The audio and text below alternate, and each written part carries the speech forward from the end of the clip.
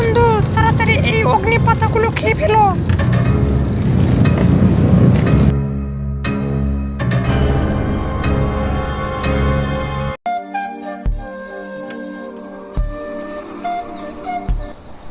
একদিন টুনির গায়ে অনেক জ্বর আসলো।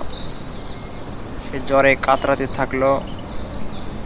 এদিকে ওই পথে যাচ্ছিল একটি কুমির। সে টুনিকে দেখে টুনির দিকে এগিয়ে গেল এবং টুনিকে বলল, টনি বন্ধু, তোমার কি হয়েছে? তুমি এই অবেলায় শুয়ে আছো কেন? আমার তো জ্বর হয়েছে, তাই তো শুয়ে আছি। কি বলো, জ্বর হয়েছে? তাহলে তোমাকে তো ঔষধ খেতে হবে বন্ধু। ঠিক আছে, তুমি কোনো চিন্তা করো না, আমি এখনই যাচ্ছি ঔষধ আনতে। তুমি একটু অপেক্ষা করো বন্ধু, আমি ঔষধ নিয়ে আসছি। এরপর কুমিরটি ঔষধ আনতে জঙ্গলের গভীরে প্রবেশ করলো। কুমিরটি জ্বরের ঔষধ খুঁজতে থাকলো এবং একসময় সে ঔষধ পেয়ে গেল এবং সে ঔষধগুলো নিয়ে টুনির বাসার দিকে আবার ফিরে আসলো।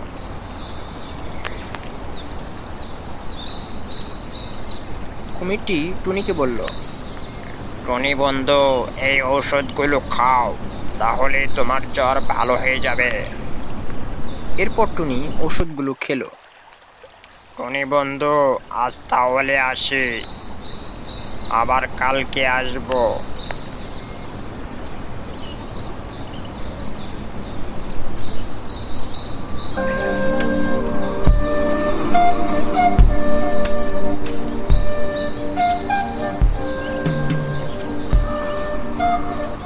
আরে টুনি বন্ধু, তুমি তো সুস্থ হয়ে গেছো।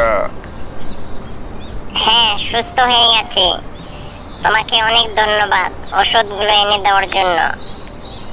আচ্ছা কুমির বন্ধু, তোমার কোনো সঙ্গী নাই, তুমি একা কেন? না, আমার কোনো সঙ্গী নাই, আমি একা। আসলে আমি তো কুমির নই, কুমির বেশে রয়েছি। আমি আসলে একটি রাজকন্যা। একদিন রাজ্যের এক কোনায় ঘুরতে গিয়েছিলাম। সাধু বাবার ধ্যান অবস্থায় ছিল, সেখানে আমার পা লেগে তার ধ্যান ভেঙে যায় এবং সে আমাকে অভিশাপ দেয় এবং তারপর থেকে আমি কুমির হয়ে রয়েছি। কি বলো রাজকন্যা, এখান থেকে মুক্তি পাওয়ার কোনো উপায় নেই? একটা উপায় আছে, যদি ওই মহাবন জঙ্গল থেকে অগ্নি গাছ থেকে একটি অগ্নি পাতা এনে আমাকে খাওয়াতে পারো, তাহলে আমি আগের মতো রাজকন্যা হয়ে যাব। ঠিক আছে, তাহলে আমি ওই অগ্নি পাতা এনে তোমাকে খাওয়াবো। তুমি কি পারবে টুনি বন্ধু? হ্যাঁ পারবো, তুমি আমাকে একটু ওই পথে এগিয়ে দাও। ঠিক আছে টুনি বন্ধু, তাহলে তুমি আমার পিঠে উঠে বসো।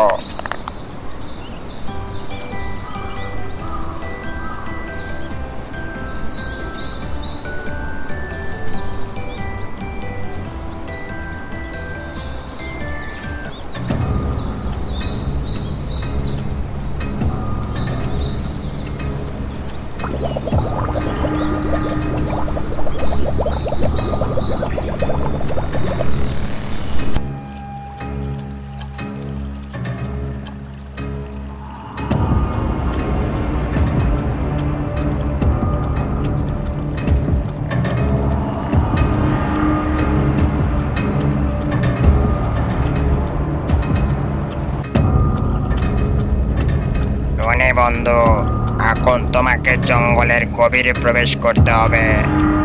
ঠিক আছে কুমির বন্ধু, তুমি কোনো চিন্তা করো না, আমি অগ্নি পাতা নিয়ে ফিরে আসছি, তুমি এখানে অপেক্ষা করো।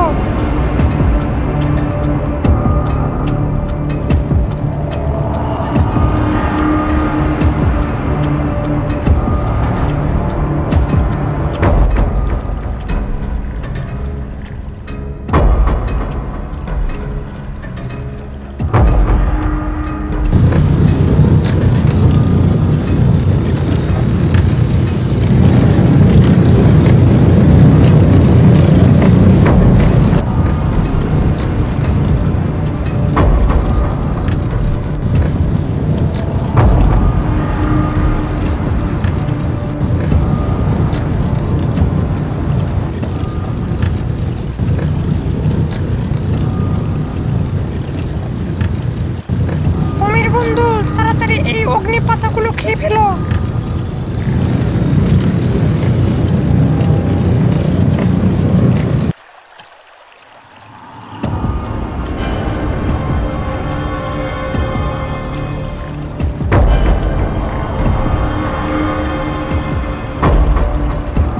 টুনি বন্ধু, তোমাকে অনেক ধন্যবাদ। তোমার এই উপকারের কথা আমি কোনোদিন বলবো না। তুমি চাইলে আমার সাথে আমার রাজ্যে যেতে পারো। এরপর টুনি রাজকন্যার সাথে তার রাজ্যে চলে গেল।